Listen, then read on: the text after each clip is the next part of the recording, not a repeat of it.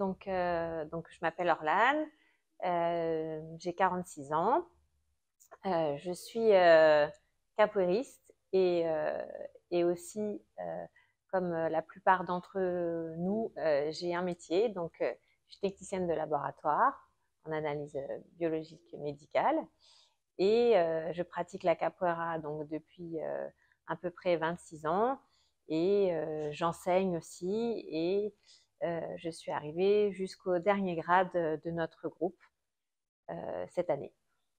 Comment as-tu découvert cette discipline? Alors, c'était un hasard, hein. J'allais au forum des associations en tant que gymnaste. J'allais présenter mon club de gym. Et lors de ce forum, donc comme ça fait un bon moment, c'était le début des forums des associations, comme maintenant il y en a partout et tous les ans. Et donc, on m'a dit qu'il y avait une nouvelle activité qui arrivait dans la ville, que c'était tout récent, que c'était une activité brésilienne, c'était super. Voilà, on m'a vraiment conseillé d'aller voir la démonstration. Du coup, je suis restée et je suis allée voir la démonstration. Et effectivement, j'ai découvert la capoeira puisque je ne savais pas du tout ce que c'était, comme je pense à peu près une grande partie des Français qui étaient là. Et j'en avais un petit peu entendu parler via le fameux film Only the Strong. Mais sinon, voilà, je savais pas trop ce que c'était. Et on m'avait, pour anecdote, on m'avait dit oui, tu vas voir, c'est des vrais Brésiliens qui viennent faire la démonstration. Et moi, dans ma tête, j'étais partie Brésilien, Amazonie. Je m'attendais à voir des Indiens en tenue indigène, jouer des instruments de musique, etc. Enfin, j'étais vraiment à côté de la plaque. Et donc, j'ai découvert la démonstration. Donc, effectivement, certains d'entre eux étaient brésiliens. Et par contre, ils étaient peu nombreux, ils étaient que 4. Et c'était une démonstration sur une bande sonore.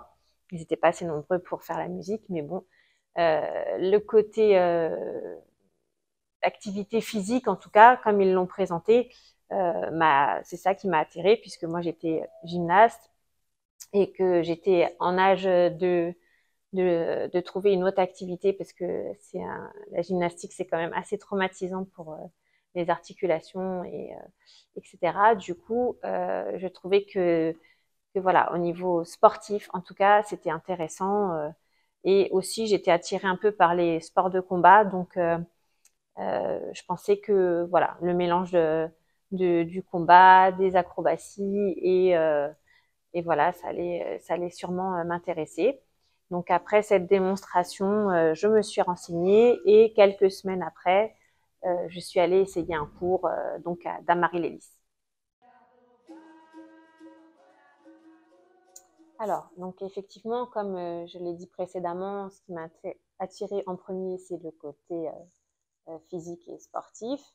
Et c'est avec la pratique et avec le temps qu'en général, on commence à avoir vraiment connaissance de ce que c'est vraiment la capoeira. Et c'est beaucoup plus qu'un sport, c'est vraiment une activité aussi culturelle.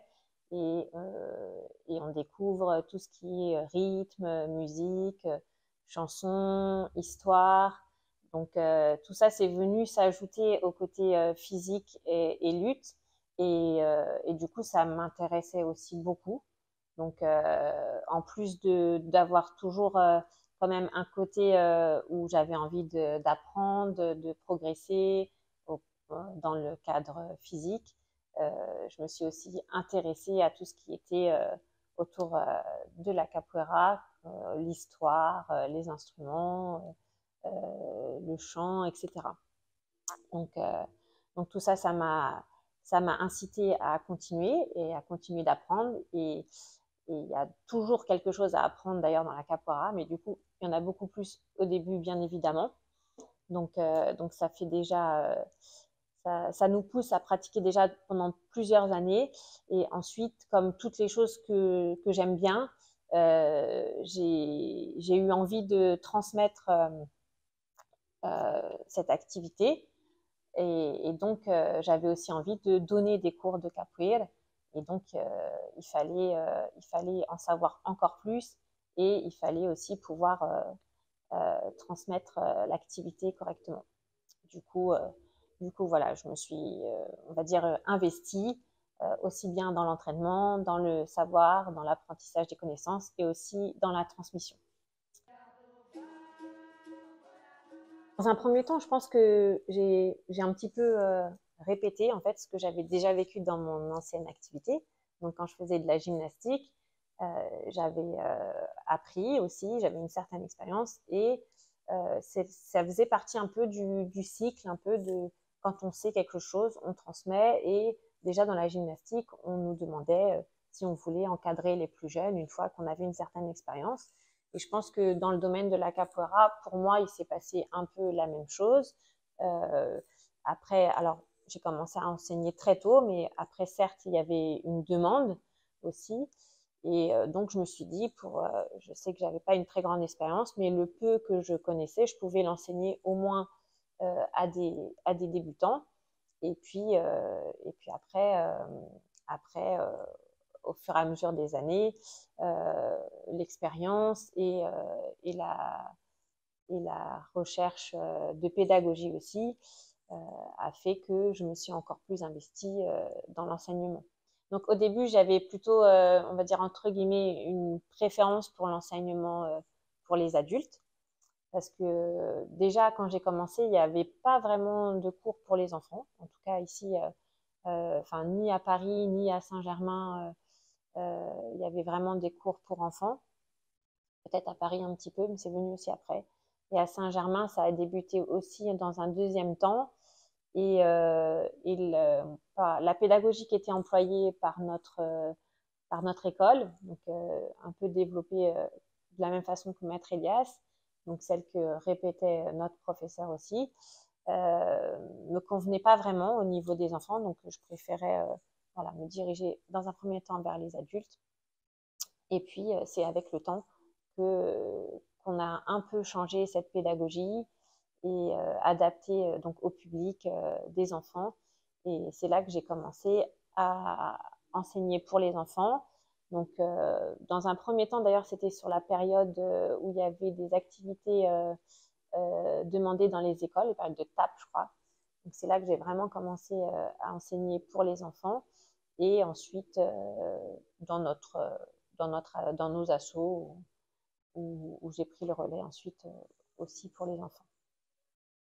Et ensuite, dans un second temps, donc là, vraiment un peu plus tard, c'est-à-dire au moment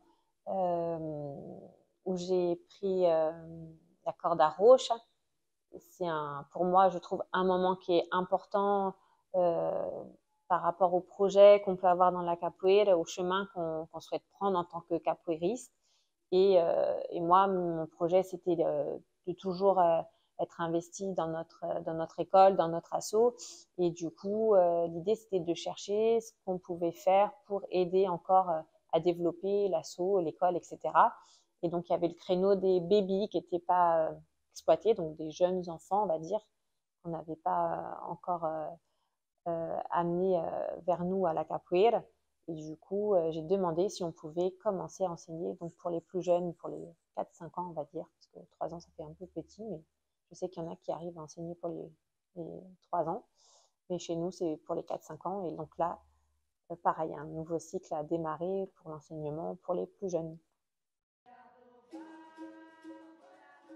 Bah, moi, c'est très simple, en fait. L'influence, c'est directement que c'est devenu ma vie, en gros, la capoeira, puisque donc c'est grâce à la capoeira que j'ai rencontré du coup mon mari.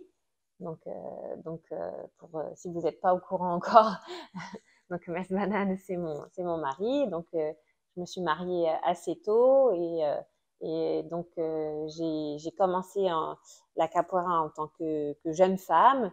Je suis devenue épouse déjà capoeiriste et je suis devenue femme et mère déjà capoeiriste aussi. Donc ça a vraiment la capoeira fait vraiment partie de ma vie au quotidien, aussi bien on va dire, au gymnase que à la maison, même s'il ne faut pas croire que je passe non plus toute ma vie à la maison à faire la capoeira. Mais voilà, donc c'est sûr que l'influence sur ma vie, elle est importante. Après, c'est à la fois intéressant, ça peut être vu comme un avantage, mais bien sûr, il y a des inconvénients. Il y a des inconvénients d'être femme, d'être épouse, d'être mère, d'être capoeiriste, de vouloir s'entraîner, de vouloir enseigner. Donc voilà, c'est un planning qui est tout de suite compliqué, sachant que avoir un époux dans la capoeira, capoeiriste, enseignant, maître de capoeira, on peut se dire aussi que c'est un avantage puisqu'on a une passion commune, mais c'est aussi des difficultés au niveau de l'emploi du temps. Parce qu'évidemment, si je veux m'entraîner, c'est lui mon professeur, donc quand on a des enfants petits, soit il faut qu'ils viennent avec nous, soit il faut trouver quelqu'un pour les garder. Et quand je veux quand je dois enseigner, et souvent mon mari enseigne aussi. Donc on se retrouve un peu dans le même cadre où faut bien que les enfants soient gardés ou viennent avec l'un ou l'autre. Et pareil pour tout ce qui est des voyages. Quand on veut se déplacer pour la capoeira, souvent on est amené à aller dans des événements, donc soit plus d'un point de vue entre guillemets professionnel pour Mess Banane, et pour moi c'était plus dans le cadre simplement de participer à des événements, d'apprendre plus sur la capoeira. Donc j'avais aussi cette envie-là, mais ça peut être plus compliqué lorsque les deux doivent voyager ou peut-être pas au même endroit. Et pareil, avec toujours les enfants, que si on peut, on les emmène, sinon il faut les faire garder, etc. Donc si voilà, ça peut être autant un avantage qu'un inconvénient. Donc c'est chouette de pouvoir partager une passion en famille, mais voilà, comme pour tout, il y a du plus et du moins. Mais en tout cas, si on parle par exemple des enfants, je pense que de toute façon c'est une activité enfin, pour nos enfants, c'est bien sûr très enrichissant sur plein de points. Ils sont nés dans la capoeira, donc ils ont une double culture, ils ont l'apprentissage du rythme qui est pratiquement inné. Ils ont été aussi très vite habitués à faire des mouvements, de l'activité physique, de la chanson, de la musique. Ils sont toujours dans un environnement où il y a beaucoup de monde, tout type de personnes, adultes, jeunes, enfants, plus âgés, moins âgés. Voilà, ils ont vraiment une ouverture d'esprit, des voyages. Je pense qu'ils profitent vraiment de beaucoup de choses et que c'est important. C'est vraiment une chance pour eux, même s'ils ne s'en rendent pas tout de suite compte. Mais là, en grandissant, je pense que quand même, ils prennent conscience que ça a été une belle chose pour eux et que c'est toujours parce qu'ils sont toujours là avec nous, même maintenant qu'ils sont grands. Et donc, aussi bien pour nos enfants que pour les autres enfants qui pratiquent, je pense que c'est vraiment une chance, une ouverture d'esprit et vraiment quelque chose de très complet de pouvoir avoir accès à la capoeira comme ça, en tout cas comme nous, on le pratique ici à Saint-Germain et dans le 78, entre guillemets, en tout cas dans notre école. Donc là, ça va rejoindre un peu ce dont j'ai déjà parlé tout à l'heure, le fait d'être capoeiriste, femme, épouse, mère, etc. Et toutes les autres casquettes qu'on peut, on peut avoir. Mais en plus de ça, là, il y a vraiment aussi le chemin de sportive et de femme et même de jeune femme. Donc, comme j'ai déjà expliqué, j'ai fait de la gymnastique, donc de mes 8 ans à mes 21 ans à peu près. Donc, la gymnastique, c'est une activité qui est séparée. C'est pas mixte. Les femmes et les hommes sont séparés au niveau des classements et même souvent au niveau des entraînements. C'est rare d'avoir des entraînements mixtes. Et du coup, la question de l'homme et de la femme dans l'activité physique m'a jamais vraiment posé de questions, puisque de toute façon, on n'était que entre filles et tout ce qui était compétition, etc. Tout ça, c'était, il n'y avait pas de question de filles ou de garçons, en tout cas, d'inégalité ou non. Et quand j'ai commencé la capoeira, donc la capoeira, c'est une activité mixte et c'est aussi quelque part un paradoxe parce que c'est une des seules activités, enfin une des seules, il y en a peut-être d'autres, mais en tout cas que je connais, où on se retrouve tous ensemble, hommes, femmes, enfants, personnes de tout âge, et de tout, même aussi personnes plus ou moins avec des aptitudes physiques plus ou moins développées ou à développer, etc. Et, euh, et j'ai ressenti assez tôt, c'est-à-dire ça m'a vraiment, enfin, pas choqué, mais disons que ça m'a vraiment commencé à me travailler à partir du grade de corde azul, de sentir vraiment des différences dans la façon dont on traite, entre guillemets, les femmes et les hommes dans la capoeira.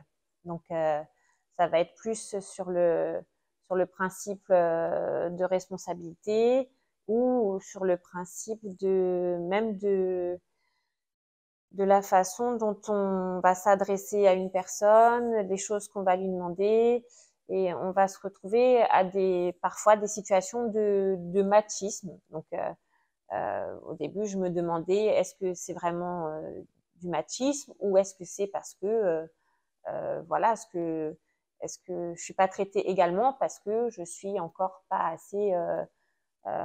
assez forte ou pas assez expérimentée pour certaines choses et même sans aller à de très hauts niveaux. Pour moi, un homme et une femme qui avaient le même grade devaient être, entre guillemets, traités de la même façon. Ça me paraissait logique. Et plus j'avançais dans les grades, et plus je trouvais qu'il y avait quand même des différences de comportement. Et aussi, une autre chose qui m'a marquée, c'est que plus j'avançais dans les grades, et plus je perdais des copines d'entraînement, en fait. Je me retrouvais avec de plus en plus d'hommes et les femmes abandonnaient assez facilement. Pour autant, au début, il y avait autant de femmes que d'hommes. Et plus on avançait dans la capoeira, moins il y avait de femmes, en fait. Et, et donc, cette envie de créer un événement féminin, c'est venu un peu de là. Il y a une autre chose encore que j'ai pas précisé, c'est que quand j'allais dans des événements, donc comme j'ai expliqué tout à l'heure, j'avais tendance à aller dans différents événements, à voyager pour découvrir, apprendre l'activité. Et à chaque fois que je me déplaçais dans des événements, tous les enseignants, c'était des hommes, tous les profs, tous les maîtres, toutes les personnes qui étaient en avant, c'était des hommes. Et du coup, j'avais pas trop d'images ou d'exemples, même si c'est pas vraiment un exemple, mais en tout cas de quoi m'identifier en tant que femme. Donc il y a des super capoeiristes hommes. C'est pas que j'avais pas d'exemple dans la capoeira, mais en tant que femme, on a quand même envie de se dire, voilà, cette femme, elle a réussi à faire ça, cette femme est gradée, cette femme est capable d'enseigner, donc je peux me projeter et faire les mêmes choses. Alors que quand c'est un homme, c'est un peu différent. On voit que les hommes sont souvent valorisés s'ils sont forts, s'ils sont puissants, s'ils arrivent un peu à taper entre guillemets les autres. Donc voilà.